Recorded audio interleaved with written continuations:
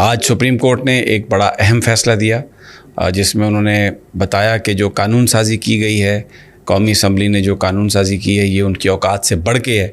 इस बात का उन्हें इख्तियार नहीं था। ये 3 मेंबर बेंच था, जस्टिस उमर अता बंदयाल की सरबराही में, मुनीब अख्तर साहब और एजाज़ुल हसन साहब इसके मेंबर थे। और ये था जो अपील करने का जो हक़ है और इसका मैनेजमेंट ऑफ, बेसिकली ये review of order and judgments, ये इसका नाम था।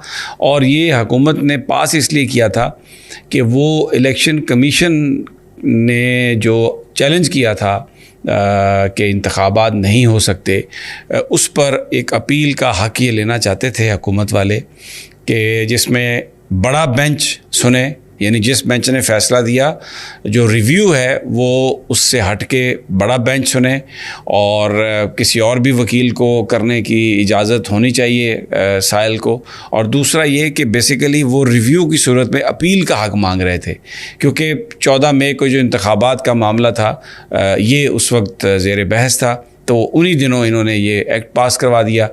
तो सुप्रीम कोर्ट ऑफ पाकिस्तान ने जो आज बात कही है, बड़ी क्लैरिटी के साथ ये बात कही है कि आइन में तरमीम के ज़रिए तो सब कुछ हो सकता है, लेकिन अभी ये जो एक्ट इन्होंने पास किया है, ये तो इन्होंने अपनी औकात से बढ़ के, इसका इनके पास कोई इख्तियार ही नहीं था, इसलिए इसको स्ट्रक डाउन किया जाता है। और ये कानून जो है, ये कानून नहीं, ये एक्ट कानून नहीं बन सकता और बिल्कुल इसको फारिग कर दिया। तो अब क्योंकि वो 14 मई भी गुज़र चुका, वो इलेक्शंस का मामला भी गुज़र चुका, तो अमली तौर पर तो अगर कोई सुप्रीम कोर्ट इस चीज़ को उठाए तो इसका कोई इम्पैक्ट होगा उस चीज़ का तौहीन के हवाले से।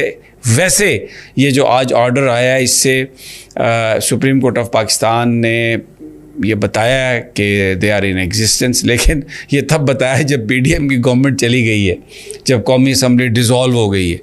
तो बहुत लोग पहले ये ख्याल कर रहे थे कि अब ये फ़ैसले एक एक करके आएंगे और शायद उमर अता बंदयाल साहब अपना टाइम ख़त्म होने से पहले और भी बहुत सारे जो चीज़ें जिनके फ़ैसले पेंडिंग थे उस पर करेंगे। लेकिन एक बड़ी बात अब ये होगी कि क्या जो इलेक्शन करवाने का फ़ैसला हुकूमत ने नहीं माना था, अब शहबाज शरीफ साहब जो हैं वो आजकल के बाद वज़ीर-ए-आज़म नहीं रहेंगे और बहुत सारे दूसरे वज़रा भी अपने ओहदों पर नहीं है, तो क्या सुप्रीम कोर्ट ऑफ पाकिस्तान उन चीज़ों को जो कि अहकामात थे सुप्रीम कोर्ट के और हुकूमत ने नहीं माने, उनकी बुनियाद पर तौहीन अदालत की चीज़ों का कोई इनिशिएशन इसकी करेगी? ये बड़ा देखने वाली बात है। लोग ये तवक्को कर रहे हैं कि अगर सुप्रीम कोर्ट ने अपनी इज़्ज़त बहाल करनी है तो चले, समझ में आता है कि उस वक्त हुकूमत थी और शायद हुकूमत किसी दबाव में आ गई कि हम किसी एक और वज़ीर-ए-आज़म को घर नहीं भेजते, तो उन्होंने कुछ ना किया हो। लेकिन अब तो कोई वज़ीर-ए-आज़म नहीं है शहबाज शरीफ, तो अब और भी बहुत सारे लोग जो करैक्टर्स मौजूद हैं जिन्होंने उस वक्त धज्जियाँ उड़ाई, इलेक्शन कमीशन मौजूद है। तो अब लेट्स सी के क्या होता है। सुप्रीम कोर्ट ऑफ पाकिस्तान के जो जजेस हैं, क्या वो इसको टेकअप करते हैं और जो एक रिट ऑफ अदालत है उसको बहाल करने की कोई कोशिश करेंगे। ये इट इज़ वेरी इम्पॉर्टेंट कि वो क्या करते हैं। दूसरा जो मामला है वो है जो आज इस्लामाबाद हाई कोर्ट में इमरान खान साहब को जो सहूलियात हैं उसके हवाले से उनके वकला ने पटिशन की थी और वो उसकी समाअत अब मुलतवी कर दी गई है।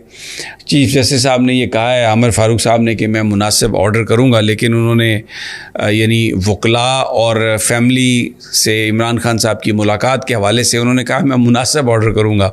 अच्छा, इससे पहले भी वो ऑर्डर करते रहे। कल उन्होंने ऑर्डर किया था वकला को कि इजाज़त है मिलने की, तो शेर अफजल साहब और दूसरे वकील वहाँ पर गए, लेकिन सुप्रीडेंट जेल ने उन्हें मिलने नहीं दिया इमरान खान साहब से और कहा कि उनकी फैमिली मिल रही है और एक दिन में बस एक ही मुलाकात हो सकती है। आज ये मामला इस्लामाबाद हाई कोर्ट में ज़ेर बहस आया। 2-3 और चीज़ें आई। एक तो ये कि इमरान खान साहब को जो खाना है ये इस्तदा की गई है कि वो घर से दिया जाए, जिस पर जो पंजाब हुकूमत के वकील हैं उन्होंने ये कहा कि जी वो तो बड़ा ख़तरा है खाना घर से आने में, क्योंकि ये ख़ुद कह चुकी है फैमिली कि उनको जहर देने की कोशिश की जा सकती है, तो जो खाना घर से आएगा उसको हम कैसे चेक करेंगे।